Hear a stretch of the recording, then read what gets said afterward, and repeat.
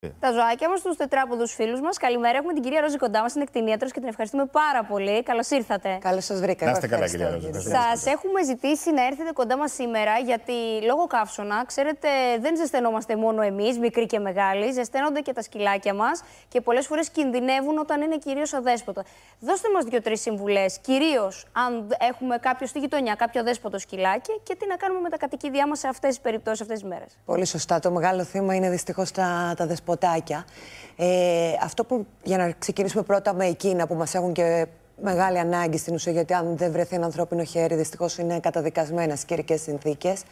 Αυτό που μπορούμε να κάνουμε και είναι σωτήριο σε αυτές τις περιπτώσεις, είναι να προσφέρουμε αυτό που κατά τα άλλα είναι αυτονόητο, ένα μπολάκι με δροσερό νερό. Το άλλο που θα μπορούσαμε να κάνουμε, εφόσον υπάρχει δυνατότητα, είναι να τους προσφέρουμε ένα σκιερό καταφύγιο. Είτε ένα σπιτάκι, είτε μια γωνίτσα πιθανά στον κήπο μας, αν υπάρχει δυνατότητα, ένα χαρτόκουτο κάπου, ώστε να μπορούν να καταφύγουν αυτή τη δύσκολη περίοδο.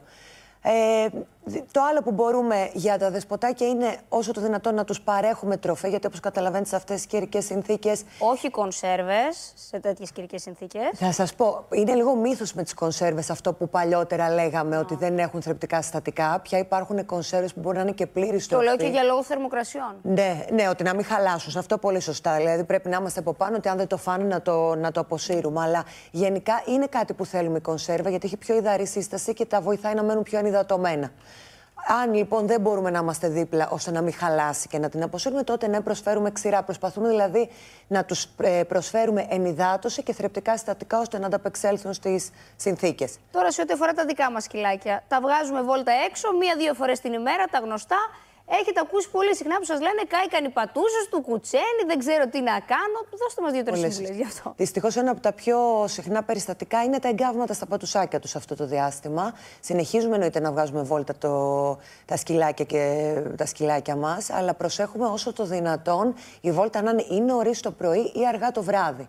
Οι έρευνες δείχνουν ότι αν η θερμοκρασία είναι περίπου στους 30 με 35 βαθμούς, η θερμοκρασία περιβάλλοντος, η θερμοκρασία στην άσφαλτο μπορεί να φτάσει μέχρι και τους 60 βαθμούς. Ναι. Είναι αυτό το χαρακτηριστικό που όταν οδηγούμε ή βλέπουμε μακριά αυτό που πάλεται, το θερμικό κύμα μπορεί να φτάσει σε ακραίες. Θα μπορούσαμε να φανταστούμε τον εαυτό μας να περπατάμε ξυπόλυτοι με αυτή τη θερμοκρασία. Αυτό το που δεινοπαθούμε για να περπατήσουμε 2 βήματα και μπαίνουμε και στη θάλασσα εν τέλει εμείς. Ναι. Οπότε ένα πράγμα που μπορούμε να κάνουμε είναι αυτό, πολύ νωρίς ή πολύ αργά τη βόλτα, όταν πια η άσφαλτος έχει κρυώσει. Το άλλο που κάνουμε, ειδικά σε σκυλάκια, τώρα βλέπω και το παράδειγμα, το σκυλάκι το πολύ λευκό, επειδή και τα ζωάκια δυστυχώς έχουν μελανίνη. Ο τρόπος προστασία τους από τον ήλιο είναι τα μελανινοκύτταρα.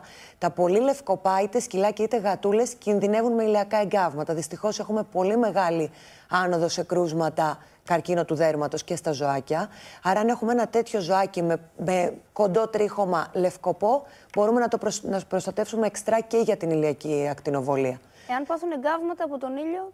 Αν πάθουν εγκάβματα από τον ήλιο, τότε οπωσδήποτε στον κτηνίατρο. Στον κτηνίατρο. Όπως το ίδιο ισχύει και για τα πελματικά φύματα, για τα πατουσάκια τους. Χρειάζεται να προσκομιστούν στο κτηνίατρο. Το άλλο πολύ σημαντικό που πρέπει οι κηδεμόνες να γνωρίζουμε αυτό το διάστημα είναι τα σημάδια της θερμοπληξίας.